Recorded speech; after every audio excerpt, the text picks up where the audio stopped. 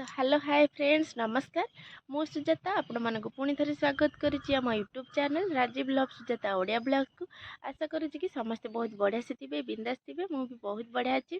तो फ्रेंड्स आज वीडियो रे ब्लॉग ना माने आज वीडियो रे सेमती किसी ना बास आज मु आपण मानक सहित रोषेईर गोटे रेसिपी शेयर करने चाहूँगी। तो ये रेसिपीटा आम गाँ ठी गोटे थर बनई आज फास्ट टाइम ये ही बनाऊँगी तापुनी झुड़ंगरे। तो डेरी नक चलतु आज भिडटी आरंभ करदे। तो आम बो ये बस बासन माजुंट आ मो धनकर कम देखते माने बाटर पूरा सपटा को पारिकी पूरा रखीदे बहुत ही दुष्ट हो। तो ये मोर भात अलरेडी बसी सारी एवं झुड़ंगर से रेसिपीटी आरंभ करदे। तो तापाई मुझे 500 ग्राम झुड़ंग नहीं आपण मैंने आपण मान हिसाब से ही नेबे जेहेतु आम घरे माने कम लोक तो से कम ही झुड़ंग नहीं आपण मान हिसाब से ही नेबे। तो फास्ट झुड़ंग को आम काटी नबा। तो एमती ही काटिले सब झुड़ंग गोटे साइज रे ही कटिबो माने सबू माने एपट सेपट हबनी छोट बड़ गोटे सेम समान ही हब। तो काटी सारी या धोई नबा।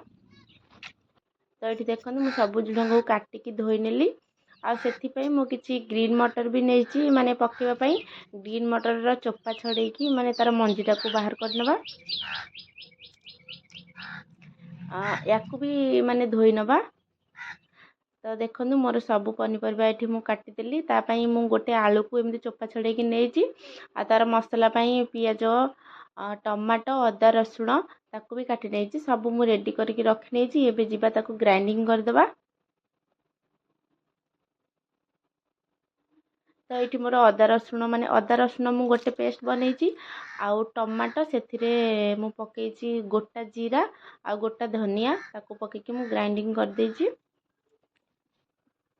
तो एबे चुली रे कड़ई बसेबा कड़ई गरम हो सारा पर से किसी तेल देबा आ जो आलू को काटिकी रखी ताकू माने एमती टिके भाजी नबा टिके माने गोल्डन कलर हेबा पर्यंत भाजी नबा बेसी माने भाजबेनी।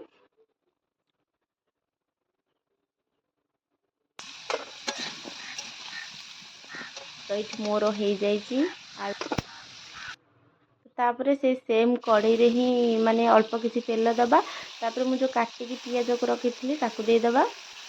तो आपण मैंने ये चाहिए गोटा मसला भी यूज करेंगे बट मो पाखे तो आवेलेबल नाला से मुझे पकईनी।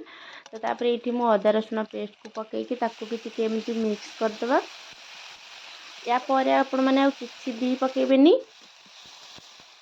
तो ये बास माने से जो झुड़ंग आउ ग्रीन मटर ताकू मु धोईकी रखी ताकू ये पकई ताकू पूरा मसला सहित मिसेदेवा माने एमती कले ही पूरा मिसीज झुलण आउ माने अदा रसुण।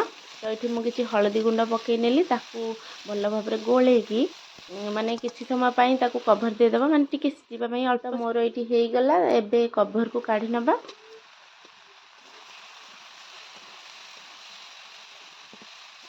ताको पुणी थे टिके एमती भाजी नबा। एबे से जो टमाटो को ग्राइंडिंग करथिले इठी मु सब पकेलिनी कहीं सब पकईले बहुत हे माने खट्टा लगी था से अल्प ही पकईची ताकू टिके भल भाव गोले नबा। गोले सारा पर स्वाद अनुसार लुण माने लुण को पकई ताकू भी एमती टिके गोले नबा। तो एबे जो आलू को आम भाजिकी रखी ताकू भी से पकई नबा। तो ताकू पकई सारिबा परे आमे आपणकर टेस्ट माने आपन को जेतिकी राग दरकार से अनुसार आपण माने राग माने लंका गुंड पकेबे। तो लंका गुंड पकई सारिया परे ताकू भी आमे एमती किछि समय पई माने कवर करदेबा। तो ये मोर हो जाइए मोर कवर को मुझे काढ़ी देछि। आपण माने आपणकर टेस्ट माने आपण मानक जेतिकी पानी दरकार से हिसाब रे ही आपण माने एठी पानी देबे। तो मत टिके जुकजुकिया टाइप माने दरकार तो से मुझे बेस किसी पानी देनी पानी दे सारा पर माने अपन ताको किसी समय पे घोड़े देबा। तो आमर ये रेडी हो सारी। तो शेष से किसी गरम मसला पकईदबा पकई सारा पर आमर देखते पूरा पूरी रेडी। तो फाइनाली आमर झुड़ंग रेसिपी सरीगला आम घरे टेस्ट करी समस्ते कहले कि बहुत ही बढ़िया है। आपण मैंने भी आपण मान घरे थे निश्चय ट्राए करूँ आर टेस्ट मत कमेंट निश्चय जनइबे।